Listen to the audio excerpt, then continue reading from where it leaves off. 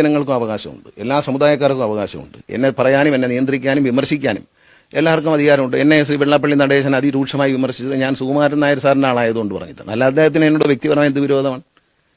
എനിക്കെന്തെങ്കിലും സംഭവിച്ചോ? ഒന്നും സംഭവിച്ചില്ല. അദ്ദേഹത്തിൻ്റെ നിലപാട് പറഞ്ഞു. ഞാൻ അദ്ദേഹത്തെ പറ്റി എപ്പോഴും അസഭ്യം പറഞ്ഞില്ല. ഞാൻ തിരിച്ചു മറുപടി പറഞ്ഞു ഇല്ല. അത് എൻ്റെ അന്തസ്സാണ്, എൻ്റെ മാന്യതയാണ്. അത് ഞാൻ ബഹുമാനിക്കേണ്ടവരെ ബഹുമാനിക്കും. പ്രായത്തിൽ എൻ്റെ പിതാവ്, ഞാൻ general secretary G Sukumaran Nair സാറിനെ കാണുന്നത് എൻ്റെ പിതാവ് മരിച്ചതിന് ശേഷം എൻ്റെ പിതൃതുല്യനായ ഞാൻ അദ്ദേഹത്തെ കാണുന്നു. കഴിഞ്ഞ ആഴ്ച അദ്ദേഹത്തെ ഞാൻ കണ്ടിരുന്നു. ഇത്തരത്തിലൊരു തർക്കം വേണ്ട, എൻ്റെ രാജിക്കത്ത് കൊടുക്കാമെന്ന് അദ്ദേഹത്തോട് പറഞ്ഞു. അത് വാങ്ങാതെ എന്തിനിത് ചെയ്തു എന്നുള്ളതിന് അദ്ദേഹമാണ് പറയേണ്ടത്, ഞാനല്ല മറുപടി പറയേണ്ടത്. ഞാൻ രാജിക്കത്ത് കൊടുക്കാൻ ഞാൻ തയ്യാറാണ്, ഞാൻ രാജിവെച്ച് പോയിക്കോളാം, എനിക്ക് വേണ്ട എന്ന് പറഞ്ഞു. എനിക്ക് ഒരുപാട് തിരക്കുണ്ട്. ഒന്നാമത് രാഷ്ട്രീയം, മന്ത്രിയുടെ പണി, പാർട്ടിയുടെ കാര്യങ്ങൾ, ജനങ്ങളുടെ പത്തനാപുരത്തിലെ ജനങ്ങളുടെ കാര്യങ്ങൾ, പിന്നെ ഈ സിനിമ, ഇങ്ങനെ എനിക്ക് എൻ്റെ തൊഴിലുണ്ട്, എനിക്ക് ജീവിക്കാനൊരു തൊഴിലുണ്ട്. ഇതെല്ലാം ചെയ്ത് ജീവിക്കുന്ന എനിക്ക് ഒരുപാട് കാര്യങ്ങൾ ഒരു സമയം ചെയ്യാനുണ്ട്. എന്നിട്ടും എൻ്റെ അച്ഛൻ്റെ ചുമതല, അച്ഛൻ എടുത്തിരുന്ന ചുമതല ഈ പത്തനാപുരത്തെ നായർ സമുദായം വോട്ടിട്ട് എന്നെ ഏൽപ്പിച്ചാണ്. ഞാൻ ഓടിളക്കി വന്ന ആളല്ല. ഒരു പാനലായി മത്സരിച്ചാണ് ഞാൻ NSSന്റെ വൈസ് പ്രസിഡന്റ് ആവുന്നത്. അച്ഛൻ ജീവിച്ചിരിക്കുമ്പോൾ തന്നെ ഒരു പാനൽ, 2 പാനൽ നമ്മൾ മത്സരിച്ച് ഏറ്റവും കൂടുതൽ വോട്ട് കിട്ടി ജയിച്ച ആൾ ഞാനാണ്. 283 വോട്ട് കിട്ടി ജയിച്ച ആളാണ് ഞാൻ. അതായത് ഭൂരിപക്ഷം. എനിക്കെതിരെ താലൂക്ക് പ്രസിഡന്റ് സ്ഥാനത്തേക്ക് മത്സരിച്ച ആളിന് കിട്ടിയത് വെറും 5 വോട്ടാണ്. ബാക്കി 185 വോട്ട് വാങ്ങിച്ച് ജയിച്ച ആളാണ് ഞാൻ. വൻ ഭൂരിപക്ഷത ജയിച്ച ആളാണ് ഞാൻ. ജനാധിപത്യം ഇല്ലാത്ത സ്ഥലത്ത് എന്ത് പറയാൻ, പിരിച്ചുവിട്ട് ഈ പാരാണി മാറി നിൽക്കുന്ന ഒരു അച്ഛൻ്റെ ഉപകാരം പറ്റിയവരാണ്. അവർ നയിക്കട്ടെ, ഞാനൊന്നും കുഴപ്പമൊന്നുമില്ല. നീ ആരെങ്കിലും നയിച്ചാൽ പോരെ? ആര് നയിച്ചാൽ എന്താ? ഏത് പദവിയിലും ഈ ലോകത്ത് ആർക്കും ഇരിക്കാം. ആരുടെയും കുടുംബ പാരമ്പര്യമോ സമ്പത്തോ ഒരാളുടെ കഴിവിന്റെ മികവോ ഒന്നുമല്ല നമ്മുടെ ജനാധിപത്യത്തിൽ.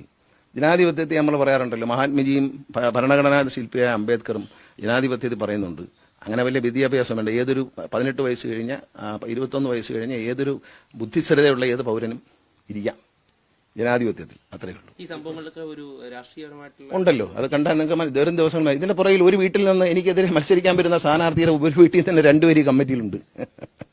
അവർ രാഷ്ട്രീയല്ലേ? ഈ വെച്ച കമ്മിറ്റിയിൽ 2 പേരുണ്ട് ഒരു വീട്ടിൽ നിന്ന്. അപ്പൊ ഉദ്ദേശം എന്താണ്? പിന്നെ അതുകൊണ്ട് നായർ സമുദായത്തിന്റെ സ്ഥാനം മാറിയെന്നും പറഞ്ഞ് എന്നെ ജനങ്ങൾ കൈവിടില്ല. എനിക്ക് വോട്ട് ചെയ്യുന്നവരെല്ലാ മതസ്ഥരും ഉണ്ട്. പാവങ്ങളാണ് കൂടുതലും. പത്തനാപുരത്തെ ജനങ്ങൾക്ക് എന്നെ സ്നേഹമാണ്, എനിക്ക് അവരെ സ്നേഹമാണ്, എന്നെ വിശ്വാസമാണ്. ഇന്ന് പത്തനാപുരത്ത് കാണുന്ന കെട്ടിപ്പടുത്തിരിക്കുന്നതെല്ലാം ഞാൻ കൊണ്ടുവന്നതാണ്. പിന്നെ ഞാനൊരു ഏകാധിപതിയാണെന്ന് പത്തനാപുരത്തെ ജനങ്ങൾ പറയില്ല. ഒരാശങ്കയില്ല. എന്തോ വോട്ട് പണി? ഞാൻ നായർ കഴിഞ്ഞ ഇലക്ഷൻ മത്സരിക്കുമ്പോൾ ഞാൻ NSS താലൂക്ക് പ്രസിഡന്റാണ്. ഞാൻ ഒന്നുമല്ലല്ലോ, ഞാനൊരു സാധാരണ കരയോഗത്തിലെ അംഗമെന്നുള്ളതല്ലാതെ. എല്ലാ മതത്തിലിപ്പം പള്ളിയിൽ പോകുന്ന ആള് ജമാഅത്തിലൊരു അംഗമായിരിക്കും, ചർച്ചിൽ പോകുന്ന ആള് ഒരു അവിടുത്തെ ഇടവകയിലൊരു അംഗമായിരിക്കും എന്ന് പറഞ്ഞാൽ ഞാനൊരു കരയോഗത്തിലെ മെമ്പറാണ്. എനിക്കെന്താ? ഇപ്പം ഞാൻ ഈഴവ സമുദായത്തിൽപ്പെട്ടവരാണെങ്കിൽ SNDP യോഗത്തിൽ അവരൊരു മെമ്പറായിരിക്കും. അത് സാധാരണ ഈ നാട്ടിൽ ആദ്യത്തെ ആളാണോ? അല്ലല്ലോ. പിന്നെ ഈ സ്ഥാനം ഒന്നും കൊണ്ട് വല്ല പ്രയോജനമുണ്ടോ? അതുകൊണ്ട് അതിലൊന്നും കാര്യമില്ല. ജനറൽ സെക്രട്ടറി എതിർക്കുന്ന പ്രശ്നമില്ല. സുകുമാരൻ നായർ സാറിനെ എതിർക്കുന്ന അതിനെ ഞാൻ പിതൃതുല്യനെ ഒരാളെ ഒരു തരത്തിൽ കണ്ട അങ്ങനെ കാണത്തുള്ളൂ, മാറ്റി പറയല്ല. സാറേന്ന് വിളിച്ചാളെ കയറിയിട്ട് അമ്മാവാന്ന് വിളിക്കത്തില്ല. അതെനിക്ക് അറിഞ്ഞൂടാ, അത് അദ്ദേഹത്തോട് തന്നെ ചോദിക്കണം. കാരണം എന്നോട് വളരെ അടുപ്പമായിരുന്നു. 2 ദിവസം മുമ്പേ പത്മ കഫേയിലൊന്നും ഒരു അഴിമതിയില്ല. പത്മ കഫേ പണിഞ്ഞിട്ടു, അതിനകത്ത് കണക്കെടുത്ത് പരിശോധിക്കുക. ഞാൻ കോടിക്കണക്കിന് രൂപ കൈകാര്യം ചെയ്ത KSRTC, വനം വകുപ്പ്, ഇതെല്ലാം സിനിമ, ഇതെല്ലാം സ്പോർട്സ്, ഇതെല്ലാം കൈകാര്യം ചെയ്ത ഗണേഷ് കുമാർ പണമെടുത്തു എന്ന് പറഞ്ഞാൽ ആ പണം അവൻ തലയ്ക്ക് എന്തോ അസുഖം, ആ പറഞ്ഞവൻ എന്തോ അസുഖം ഉണ്ടെന്നല്ലേ വിചാരിക്കുള്ളൂ. എനിക്ക് പണത്തിന്റെ ആവശ്യമുണ്ടോ? എനിക്ക് 50 രൂപ ഉണ്ടെങ്കിൽ 50 രൂപ ജീവിക്കാൻ അറിയാം. 50 രൂപ ഉണ്ടെങ്കിൽ അത് പോക്കറ്റിൽ ഇട്ടിട്ട് വീട്ടിൽ ഇരിക്കാനും എനിക്കറിയാം. അതുകൊണ്ട് എന്നെ പൈസയുടെ കണക്ക് പഠിപ്പിക്കണ്ട. കോടിക്കണക്കിന് രൂപ കണ്ടു വളർന്നവനാണ് ഞാൻ. പ്രീഡിഗ്രിക്ക് പഠിക്കുമ്പം പ്രീഡിഗ്രിക്ക് പഠിക്കുമ്പോൾ കാർ ഓടിച്ച് നടന്നവനാണ്, എയർ കണ്ടീഷൻ ചെയ്ത കാർ. എൻ്റെ അച്ഛൻ എന്നെ അങ്ങനെ വളർത്തി, എനിക്കറിയാം. പക്ഷെ ഞാൻ സാധാരണക്കാരനൊപ്പമാണ്. ബെൻസ് കാർ യാത്ര ചെയ്തതാണ് സിനിമാ നടനായ കാലത്ത്. ഇവിടുത്തെ സൂപ്പർ സ്റ്റാറുകൾക്ക് ബെൻസ് ഇല്ലാത്ത കാലത്ത് ഞാൻ ബെൻസ് കാറിൽ യാത്ര ചെയ്തതാണ്. പക്ഷേ എന്നെ പൈസ ഒന്നും കാണിച്ചാലും പിടി വേണ്ട. എനിക്ക് ആരെങ്കിലും എന്നെ കണ്ട് നക്കാപ്പിച്ചത് എന്നാന്ന് ആരെങ്കിലും പറഞ്ഞിട്ടുണ്ടെന്ന് പറയും. നിങ്ങൾ മാധ്യമപ്രവർത്തകരെ അന്വേഷിക്കും. എനിക്കാരും പറയാറില്ല, എന്നോട് ആരും കൈക്കൂലി തരട്ടെന്ന് ചോദിച്ചിട്ടുമില്ല, വാങ്ങിച്ചിട്ടുമില്ല, വാങ്ങിക്കില്ല. എൻ്റെ മുഖ്യമന്ത്രിക്ക് അറിയാം, എൻ്റെ മുന്നണിക്കറിയാം, പ്രതിപക്ഷ നേതാവിനറിയാം.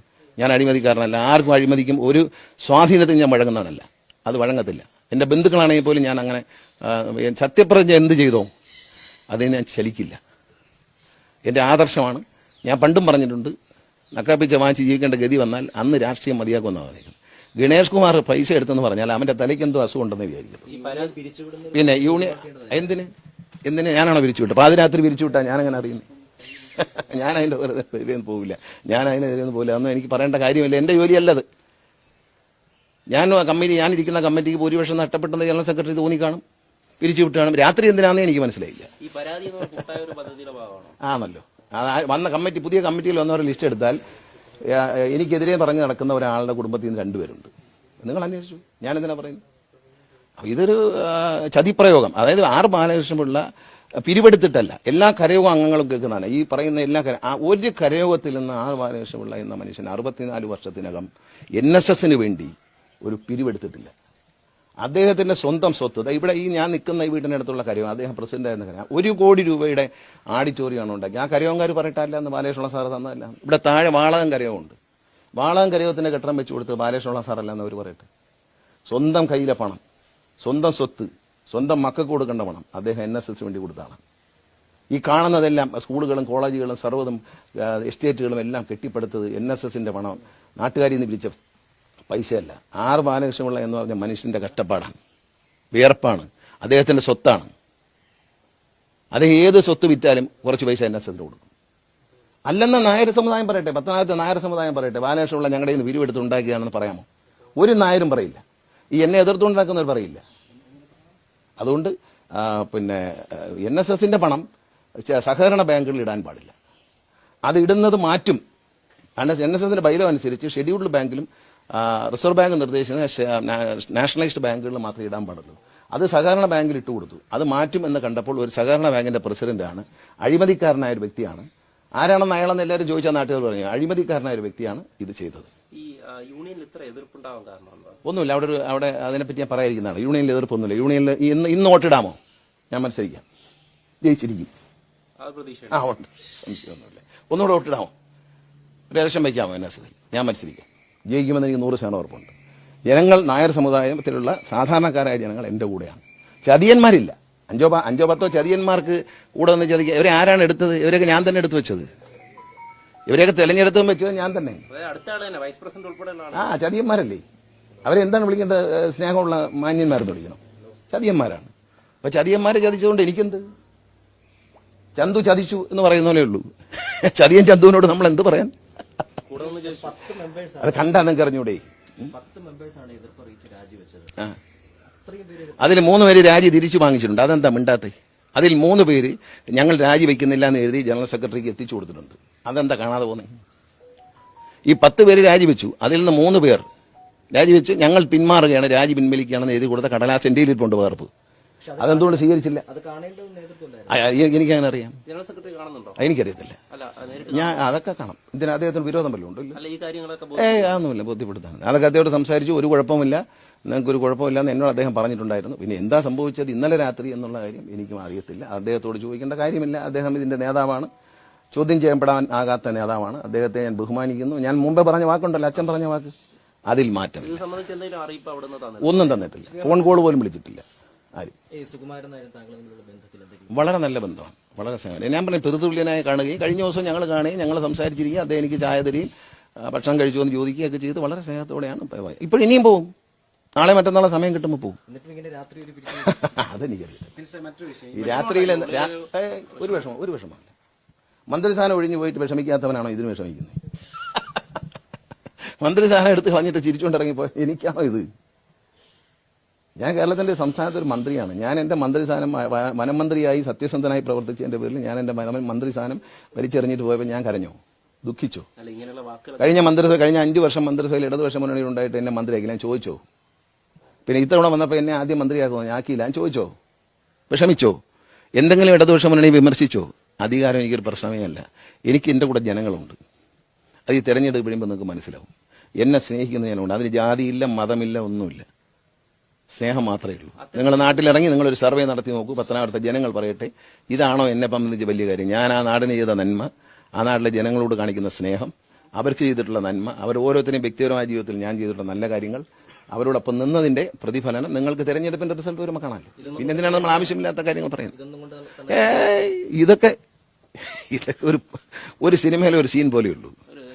റീല് തീർന്നു കഴിയുമ്പോൾ അത് കഴിഞ്ഞ് എല്ലാ മതങ്ങളുമായിട്ട് ഞാൻ സഹകരിക്കും. ഞാൻ എല്ലാ മതങ്ങളെയും പൂഴ്ത്തി സംസാരിക്കും. ശ്രീനാരായണ ഗുരുദേവനെ പൂഴ്ത്തി സംസാരിക്കും. ഞാൻ അള്ളാഹുവിനെ പൂഴ്ത്തി സംസാരിക്കും. യേശുവിനെ പൂഴ്ത്തി. ഞാൻ യേശുവിൽ വിശ്വസിക്കുന്നു എന്ന് പറയാൻ മടിയില്ലാത്തവനാണ്. അത്തരത്തിലൊരു വീഡിയോ ഒക്കെ വന്നപ്പോൾ അതിലൊരു വിമർശനം അതിലെന്താ കുഴപ്പം? വിമർശനം എന്താ? ഞാൻ എനിക്ക് ഇഷ്ടമുള്ള ദൈവത്തെ പ്രാർത്ഥിച്ചുകൂടി. കൃഷ്ണനെ പ്രാർത്ഥിക്കാം, മുരുകനെ പ്രാർത്ഥിക്കാം, യേശുവിനെ പ്രാർത്ഥിക്കാം, അള്ളാഹുവിനെ ആശ്രയിക്കാം. അതിനൊന്നും ആരെയും തടയാനൊക്കത്തില്ല. അതൊക്കെ തന്നെയാണോ ഇവരിലുണ്ടായി? അതെനിക്ക് അറിഞ്ഞൂടാ. ഇപ്പൊ ഞാൻ യേശു ക്രിസ്തു ദൈവമാണെന്ന് പറഞ്ഞതിന്റെ പേരിൽ എനിക്ക് പൊങ്ങി പോട്ടെന്ന് വിചാരിക്കും. വേറെ കാര്യം എന്തുവാ? യേശു ക്രിസ്തു ദൈവമാണ് ഞാൻ വിശ്വസിക്കുന്നു പറഞ്ഞതിന്റെ പേരിൽ എന്റെ എന്ത് സാധനം പോയാലും എനിക്കൊന്നുമില്ല. അതൊന്നും എനിക്കറിയത്തില്ല. എനിക്ക് കമ്പനിയില്ല. എനിക്ക് കേരളത്തിലെ സിനിമാ നടനാണ് ഞാൻ. എനിക്ക് വരുമാനമുള്ളത് സിനിമയിൽ നിന്ന്, എൻ്റെ അച്ഛൻ തന്ന സ്വത്തിൽ നിന്ന്, എൻ്റെ അച്ഛൻ എനിക്ക് തന്ന അതിൽ നിന്നുള്ള വരുമാനമുണ്ട്, സിനിമയിൽ നിന്നുള്ള വരുമാനം, നല്ല വരുമാനമുണ്ട്. എനിക്ക് ഇന്ത്യയിൽ നിന്നല്ല ലോകത്തെവിടെയും ഒരു ബിസിനസ്സുമില്ല, ഒരു കച്ചവടമല്ല. ഞാൻ പണ്ട് കച്ചവടം നടത്തിയിട്ടുണ്ടായിരുന്നു രാഷ്ട്രീയത്തിൽ വരുന്നതിന് മുമ്പ്. പൊളിഞ്ഞ് പാളീസായി ഷെഡിൽ കയറി പോയതാണ്, കടക്കാരനായി മാറിയതാണ്. ഒരിക്കലും കച്ചവടം ചെയ്യില്ല, മരിക്കുന്നവരെയും ഞാൻ കച്ചവടം ചെയ്യില്ല. കാരണം എനിക്ക് ഒരിക്കലും അബദ്ധം പറ്റിയതാണ്. എന്ത് വന്നാ എന്ത്, എനിക്കെന്തെന്ന് ഞാൻ ചെയ്ത് അവനവൻ മുഖ്യമന്ത്രി പറഞ്ഞൊരു സംഭാഷണമുണ്ട് മോഹൻലാലിനോട്, അത് ശ്രദ്ധിക്കുക. അവനവൻ ചെയ്യാത്ത കുറ്റം ആരെക്കുറിച്ച് പറഞ്ഞാലും നമ്മൾ അതിനെ മൈൻഡ് ചെയ്യേണ്ട കാര്യമില്ല. അദ്ദേഹം പറഞ്ഞ വാക്ക് ഞാൻ കടമെടുക്കുകയാണ്. അതുകൊണ്ട് നമ്മൾ ലോകത്ത് ഏത് അന്വേഷണം നമ്മൾ തയ്യാറില്ലയോ? എന്ത് CBI അന്വേഷണം വന്നാലും എനിക്കെന്ത്? ഞാൻ ആരുടെയും അനധികൃതമായിട്ട് പണം ഉണ്ടാകില്ല. എനിക്ക് പണത്തിന്റെ ആവശ്യമില്ല സുഹൃത്തെ. ഇതൊക്കെ ഞാൻ ലോൺ എടുത്ത് വാങ്ങിച്ച വണ്ടികളാണ്. ഇത് അടയ്ക്കുന്ന ഞാൻ തന്നെയാണ്. എന്റെ പൈസയാണ്. ഞാൻ ഇലക്ഷൻ വരുമ്പോൾ എന്റെ പൈസ മൊത്തം ഡിക്ലെയർ, ഞാൻ പിച്ചക്കാരനാണെന്ന് ഡിക്ലെയർ ചെയ്തിട്ടാണ് നടക്കുന്നത്. എന്റെ കയ്യിലൊരു മോതിരവും പോക്കറ്റ് 10 രൂപയുള്ളെന്ന് പറഞ്ഞ് ഡിക്ലറേഷൻ കൊടുക്കുന്ന ആളാണോ ഞാൻ? എന്റെ അപ്പൂപ്പൻ കോടീശ്വരനായിരുന്നു. ഞാൻ കോടീശ്വരനൊന്നും അല്ലെങ്കിലും അന്തസ്സായിട്ട് ജീവിക്കുന്നതാണ് ഞാൻ. എന്നെ ആരും പറയത്തില്ല ആരുടെയും പൈസ വെച്ചെന്നോ ഏതെങ്കിലും ഒരാൾ എന്നെ വന്ന് കണ്ടെന്നോ പറയാം. ഒരാളെ ഞാൻ എന്റെ മന്ത്രിയായ സമയത്ത് ഒരൊറ്റ കമ്പനിക്കാരോ ഒരാളെ കണ്ടില്ലല്ലോ. ഇവിടെ ഇത്രയധികം ബസ്സുകൾ ഇവിടെ വാരിക്കൂട്ടി. ഒരു കമ്പനിക്കാരനെ എന്നെ നേരിട്ട് കണ്ടു. അവരെ പൈസ കിട്ടുന്നില്ലെന്ന് എനിക്ക് പരാതി പറയാൻ വരാറുണ്ട്, അല്ലാതെ ഒരാളും എന്നെ കാണത്തില്ല, കാണില്ല. ഗണേഷ് കുമാറിന് ആരുടെയും പൈസ വേണ്ട. എനിക്ക് സന്തോഷമായിട്ട് ജീവിക്കാനുള്ള വക ദൈവം തമ്പുരാൻ തന്നിട്ടുണ്ട്. പൈസ കണ്ടു വളർന്നതാണ്. ഞാൻ പറഞ്ഞല്ലോ, ഞാൻ സിനിമയിലേക്ക് വരുമ്പോൾ ഇവിടുത്തെ സൂപ്പർ സ്റ്റാറുകൾക്ക് ബെൻസ് കാറില്ല, ഞാൻ ബെൻസ് കാറിലാണ് പോയിരുന്നത്. അത്രയും എനിക്ക് പറയാനുള്ളൂ. ഏത് അന്വേഷണം മുന്നോട്ട് പോകണമല്ലോ, പോകണമല്ലോ. പോകുമ്പോൾ വേറെയും സത്യങ്ങൾ അറിയട്ടെ എല്ലാവരും. ഒരു കാര്യം, ഞാൻ ദൈവത്തെ വിശ്വസിക്കുന്നതാണ്. എന്റെ ഇവിടെ വലതുവശത്ത് ദൈവം നിൽപ്പുണ്ട്. ഞാൻ ദൈവവിശ്വാസിയാണ്. പക്ഷെ ഞാൻ കമ്മ്യൂണിസ്റ്റുകാരനാണ്. കാരണം വെച്ചാൽ ഇടതുപക്ഷ പാവപ്പെട്ടവനോടൊപ്പം ഞാൻ ചെയ്ത നന്മയ്ക്ക് എന്തെങ്കിലും ഗുണമുണ്ടെന്ന് ഇലക്ഷൻ വരുമ്പോൾ നിങ്ങൾ കണ്ടോളൂ. ഇലക്ഷന്റെ റിസൾട്ട് വരുമ്പോൾ നിങ്ങൾ ധൈര്യമായിട്ട് കണ്ടോളൂ, ഒരു കുഴപ്പമില്ല.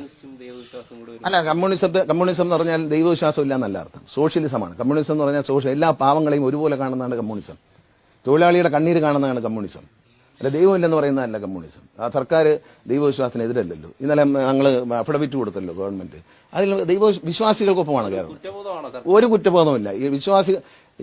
ഒരു രാഷ്ട്രീയ പാർട്ടി ഇടതുപക്ഷ ജനാധിപത്യത്തെ സംബന്ധിച്ച് ജനങ്ങളുടെ ആഗ്രഹം എന്തോ അതനുസരിച്ചാണ് പോകുന്നത്. ഇപ്പൊ ജനങ്ങളുടെ ആഗ്രഹം ശബരിമലയിൽ സ്ത്രീകൾ കയറണ്ട എന്നാണെന്നുണ്ടെങ്കിൽ ആ ആഗ്രഹത്തിനൊപ്പം ഞങ്ങൾ നിൽക്കും. പിന്നെ അന്ന് എന്താണ് സംഭവിച്ചാൽ, ബഹുമാനപ്പെട്ട സുപ്രീം കോടതി ഒരു വിധി പറഞ്ഞാൽ ആ വിധി അനുസരിക്കില്ല എന്നൊരു മുഖ്യമന്ത്രി പറഞ്ഞാൽ അദ്ദേഹം സത്യപ്രതിജ്ഞ ലംഘനം നടത്തിയെന്ന് പറയും. അദ്ദേഹത്തിന് പറയാൻ ഒക്കത്തില്ല. അതെങ്ങനെ? ഏത് ന്യായം? ആ സമയത്ത് ഞാൻ പറഞ്ഞല്ലോ, അന്തസ്സുള്ള ആരും ശബരിമലയിൽ കയറത്തില്ലെന്ന് ഞാനും എന്റെ അച്ഛനും പറഞ്ഞു. സ്ത്രീകൾ ആരും അന്തസ്സുള്ള കുടുംബം കേട്ട് സ്ത്രീകൾ കയറുകയില്ല എന്ന് ഞങ്ങൾ പറഞ്ഞ വാക്കാണ്, ഇപ്പോഴും പറയുന്നു. അന്ന് NSS സമരം ചെയ്യാൻ പറഞ്ഞപ്പോൾ ഏതെങ്കിലും ഒരു കേരള കോൺഗ്രസ്സുകാരനെയോ അല്ലെങ്കിൽ ആരെങ്കിലും, ഞങ്ങൾ അച്ഛൻ ആലൂക്കിനും പ്രസിഡന്റ് ആയിരുന്നല്ലോ, തടഞ്ഞു. അവർ നാമജപ ജാഥയ്ക്ക് പോകാൻ പറഞ്ഞപ്പോൾ ആരോണം പൊക്കോളാൻ പറഞ്ഞു. ഞാനും എന്റെ അച്ഛന് പോകാനൊക്കത്തില്ല, ഞങ്ങൾ രാഷ്ട്രീയക്കാരാണ്, ഞങ്ങൾക്ക് പോകാനൊക്കത്തില്ല. ഞങ്ങൾ ഇടതുപക്ഷ ജനാധിപത്യം. വ്യക്തിപരമായി നമുക്ക് അതിനോട് യോജിപ്പില്ല. നമ്മൾ വിശ്വാസിയാണ്, ഞാൻ വിശ്വാസിയാണ്. വ്യക്തിപരമായി എനിക്ക് യോജിപ്പില്ല. പക്ഷെ കോടതി പറയുമ്പോൾ എന്റെ വ്യക്തിപരമായ താല്പര്യങ്ങൾക്ക് എന്ത് വില? കോടതി പറഞ്ഞു കഴിഞ്ഞാൽ പിന്നെ നമ്മുടെ വാക്കുകൾക്ക് യാതൊരു വിലയുമില്ല. അത് നിങ്ങൾ മനസ്സിലാക്കണം. അല്ല, ഇടതുപക്ഷ മുന്നണി U-turn അടിച്ചു എന്നല്ല. ഇടതുപക്ഷ മുന്നണി കോടതി വിധി വന്നപ്പോൾ അങ്ങനെ പറഞ്ഞു. പക്ഷേ ജനങ്ങളുടെ വികാരം മറിച്ചാണെന്ന് അറിഞ്ഞപ്പോൾ ഇടതുപക്ഷ മുന്നണി അത് തിരുത്തി. എന്നും CPM-ഉം LDF-ഉം തെറ്റുതിരുത്തിയിട്ടില്ലേ? തെറ്റുതിരുത്താത്ത പാർട്ടിയാണ്. തെറ്റുതിരുത്തലാണ്, തെറ്റാണ്. നമുക്ക് ചെയ്തത് നമ്മുടെ നിലപാട് ജനങ്ങൾക്ക് അനുകൂലമല്ല. ജനങ്ങളുടെ വിശ്വാസം അതല്ല. അവരോടൊപ്പം, ജനങ്ങളോടൊപ്പം, LDF ജനങ്ങളോടൊപ്പം. ഇലക്ഷൻ ഒന്നും അല്ലല്ലോ. ഇതിനു മുമ്പേ എന്താ നിലപാട്? NSS തന്നെ പറഞ്ഞല്ലോ, പിണറായി വിജയന്റെ നിലപാട് ശരിയാണ്, അവരുടെ നിലപാടുകൾ മാറിയിരിക്കുന്നു, ശബരിമലയിൽ പിന്നീട് ഒരു പ്രശ്നം ഉണ്ടായിട്ടില്ല, അതുകൊണ്ട് ഞങ്ങൾ LDF-ന് പിന്തുണ കൊടുക്കുന്നതാണ് ജി സുകുമാരൻ നായർ സാർ പറഞ്ഞു. ആണോ? മാറി പറഞ്ഞില്ലല്ലോ. അദ്ദേഹം പറഞ്ഞ എന്താണ്? അന്നത്തെ നിലപാടല്ല. അവർ നിലപാടൊക്കെ മാറ്റി. അവരതിനു ശേഷം വളരെ പവിത്രമായിട്ടും വിജയകരമായിട്ടും ശബരിമല ദർശനങ്ങൾ നടത്താനുള്ള സൗകര്യം ചെയ്തു കൊടുക്കുന്നു, ഭക്തജനങ്ങൾക്കൊപ്പമാണ്. അതുകൊണ്ട് NSS ശബരിമല അയ്യപ്പ സംഗമത്തിൽ പങ്കെടുത്തു. അത് അദ്ദേഹം പറഞ്ഞില്ലേ, ഞാൻ പറഞ്ഞാണോ? അതുകൊണ്ട് അതിനെക്കുറിച്ചൊന്നും തർക്കമില്ല. ഞങ്ങൾ U-turn അടിച്ചതൊന്നുമല്ല. ജനങ്ങളുടെ കൂടെ എന്ത് ടേൺ അടിക്കും? ജനങ്ങൾ വിളിക്കുന്ന ഒരു കാര്യം മനസ്സിലാക്കണം. പണ്ടത്തെ രാഷ്ട്രീയമല്ല. പണ്ട് നേതാവ് പോകുന്ന വഴിക്ക് ജനങ്ങൾ പോകും. ഇപ്പൊ അങ്ങനല്ല. ജനങ്ങൾ പോകുന്ന വഴിക്ക് നേതാവ് പോയിക്കണം. നേതാവ് മാത്രമല്ല, ജനങ്ങളുടെ താല്പര്യങ്ങൾക്കനുസരിച്ച് രാഷ്ട്രീയ പാർട്ടികൾ പോയില്ലെങ്കിൽ ആ രാഷ്ട്രീയ പാർട്ടിക്ക് നിലനിൽപ്പുണ്ടാവില്ല. അതോടൊപ്പം തന്നെ അന്ന് നാമജപയാത്ര സംഭവങ്ങളൊക്കെ നടത്തിയ സമയത്ത് കുറെ ആളുകൾക്കെതിരെ കേസെടുത്തിരുന്നു. അല്ല, അതൊക്കെ കേസ് നിയമത്തിന്റെ വഴിയാണ്. അത് കോടതിയാണ്, കോടതി തീരുമാനിക്കേണ്ടത്. അതിനകത്ത് ഞാൻ അഭിപ്രായം പറയുന്നത് ശരിയല്ല. അതിന്റെ ഇടയിൽ കടന്നു കയറി അക്രമം കാണിച്ചവർക്ക് ജനജീവിയില്ലേ, അക്രമം കാണിച്ചവർക്ക് ജാമ്യം കൊടുക്കണം. അവരെ കേസ് വെച്ചേരാ, അത് കൈവച്ചേരെ, അതങ്ങ് കൈവച്ചേരെ. കാരണം എന്തറിയാം, അന്ന് NSS മറ്റ് സ്ത്രീകളും ഒക്കെ ഇറങ്ങി സമരം ചെയ്തത് ശബരിമല നാമജപജാഥയാണ്. നാമജപജയ്ക്ക് അത് കൂടെ കയറിയിട്ട് പൊതുമുതൽ നശിപ്പിക്കുകയും അക്രമം അഴിച്ചുവിടുകയും ചെയ്തവർക്ക് എങ്ങനെ കേസ് ഒഴിവാക്കി കൊടുക്കുന്നു? ഭക്തജനങ്ങൾ അത് വെച്ചാൽ അത് കൈവച്ചാൽ ഇരുമുടി കെട്ടുമൊക്കെ ആയിട്ട് ആൾക്കാർ അഭിനയിച്ചൊക്കെ കണ്ട അതിന് കേസെടുക്കാതിരിക്കുന്നത്. ഇല്ല, അതൊക്കെ അവർ ഒഴിവാക്കി കുറ്റം ചെയ്യാത്തവർ ഒഴിയും. അതാണ് അതിനാണല്ലോ കോടതി. ഇപ്പോൾ ഒരാൾ എനിക്കെതിരെ ഒരു കേസ് ചാർജ് ചെയ്തു, ഞാൻ കുറ്റം ചെയ്തിട്ടില്ലെങ്കിൽ എന്നെ വെറുതെ വിടണം എന്നുള്ളതാണ് കോടതി. 100 നിരപരാധി അപരാധി രക്ഷപ്പെട്ടാലും ഒരു നിരപരാധി ശിക്ഷിക്കപ്പെടില്ലെന്നാണ് ഇന്ത്യൻ നിയമവ്യവസ്ഥ. അപ്പൊ അതുകൊണ്ട് അതിനെക്കുറിച്ച് പറയണ്ട. അതെല്ലാം കൂടി ഇതിനിടയ്ക്ക് കൊണ്ടുവന്ന് വെച്ച് അതെല്ലാം കൂടെ റെഡിയാക്കി എടുക്കാൻ നോക്കണ്ട. ഒന്നുമല്ല, തെരഞ്ഞെടുപ്പ് ഇപ്പോഴല്ലേ വന്നത്. ഇത് കഴിഞ്ഞ 4 കൊല്ലമായി ശബരിമലയിൽ ദർശനം 5 ആ സംഭവം നടന്നു കഴിഞ്ഞപ്പോൾ എത്ര വർഷമായി? ഇത്രയും വർഷവും ജനങ്ങൾ വളരെ സുഖമായി ശബരിമലയിൽ തൊഴുതു, തിക്കും തിരക്കും ഇല്ലാതെ തൊഴുതു, അപകടങ്ങളില്ലാതെ തൊഴുതു. ഇതെല്ലാം സംഭവിച്ചില്ലേ? അത് വിലയിരുത്തിക്കൊണ്ടാണല്ലോ NSS പറഞ്ഞത് സർക്കാരിന്റെ നിലപാട് ശരിയാണെന്ന് പറഞ്ഞു. ജനങ്ങളുടെ നിലപാട് ആഗ്രഹം അതാണെന്ന് കണ്ടപ്പോൾ അതനുസരിച്ച് കോടതിയിൽ ഒരു നിലപാടെടുക്കാൻ ദേവസ്വം ബോർഡ് തീരുമാനിച്ചു. പിന്നെ അതിന് മാറ്റം വരുന്നത് എങ്ങനെയാണ്? ദേവസ്വം ബോർഡിന്റെ അന്നത്തെ പ്രസിഡന്റ് അല്ല ഇന്നത്തെ പ്രസിഡന്റ്, ശ്രീ ജയകുമാറാണ്.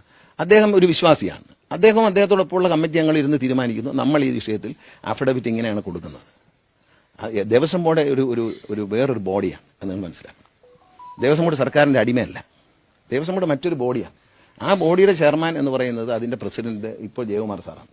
അപ്പോൾ അദ്ദേഹം തീരുമാനിക്കും. അദ്ദേഹത്തിന്റെ കമ്മിറ്റിക്കാർ എന്ന് തീരുമാനിച്ചപ്പോൾ നമുക്ക് കോടതിയിൽ ഇങ്ങനെ നിലപാടെടുത്താൽ മതിയെന്ന് അദ്ദേഹത്തിന് തോന്നി. അദ്ദേഹത്തിന്റെ ആശയം നടപ്പിലാക്കാണ്ട് അദ്ദേഹത്തെ ഇരുത്തിയിരിക്കുന്നത്. അദ്ദേഹം ആരുടെങ്കിലും അടിമയാണോ? അല്ല. ഒരു IAS ഉദ്യോഗസ്ഥനായിരുന്നു, വളരെ റെപ്യൂട്ടഡ് ആയിട്ടുള്ള IAS ഉദ്യോഗസ്ഥനായിരുന്നു. അദ്ദേഹം ജീവിതത്തിൽ ക്രെഡിബിലിറ്റി ഉള്ള ആളാണ്. അദ്ദേഹം ജനങ്ങൾ തന്നെ പറഞ്ഞല്ലോ അദ്ദേഹം ക്രെഡിബിലിറ്റി ഉള്ള ആളെന്ന് ജനങ്ങളെ സ്വീകരിച്ചില്ലേ. അപ്പോൾ അദ്ദേഹത്തിന്റെ നേതൃത്വത്തിൽ കൂടിയ കമ്മിറ്റി തീരുമാനമെടുത്തു. ആ തീരുമാനത്തെ ഗവൺമെന്റ് അംഗീകരിക്കും. അതൊക്കെ നമ്മൾ ചോദിച്ചിട്ടുണ്ട്. ഉഭയകക്ഷി ചർച്ചകളൊക്കെ നടക്കുന്നേ ഉള്ളൂ. വരട്ടെ. ഇലക്ഷൻ ആയില്ലല്ലോ. ഇലക്ഷൻ ഡിക്ലറേഷൻ വരുമ്പോഴത്തേക്ക് ഞങ്ങൾ ചർച്ചകൾ നടക്കുന്നുണ്ട്.